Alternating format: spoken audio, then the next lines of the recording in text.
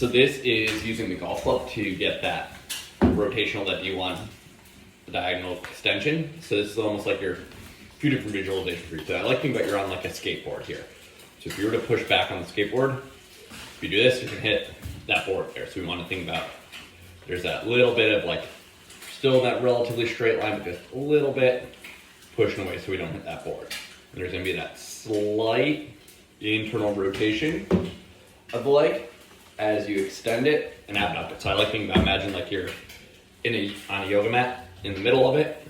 We're thinking about going a little bit up to the middle towards the front corner, reaching to the back corner. So it's not all the way out here, but just a little bit to go to that back corner.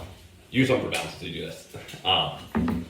So then you're going to wrap around. So you come, put the club here, you're going to reach out in front and kick around.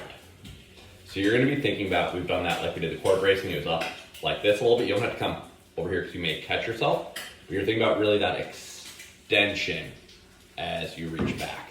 You can use the club just to drive that little bit of extension. So you don't want to be kind of just here going up in that flexion. That's going to be using that TFL a lot in that internal rotation. Turning around, you're just thinking it's more of that, make sure you come back and just easing that out a little bit. You're thinking about that's almost like you're just like pushing off to get to that next step. And we're talking about there's going to be that little bit of rotation too. So I don't want to be crazy, but imagine belly button is going straight ahead. As you rotate, pelvis just turns ever so slightly. So we're facing that front corner of the mat a little bit. You want head facing forward. Skin used to, can we just move this hip in that pattern, just letting club that little bit here, just guide that rotation. If you're having a little bit of trouble feeling it. Coming up, it's a little funky sometimes. Just careful not to catch the other leg. Coming up. And back to the foot. Pattern here doesn't match with going up here, so it's a little awkward. You actually want to be up like that. Putting a little plantar flexion here.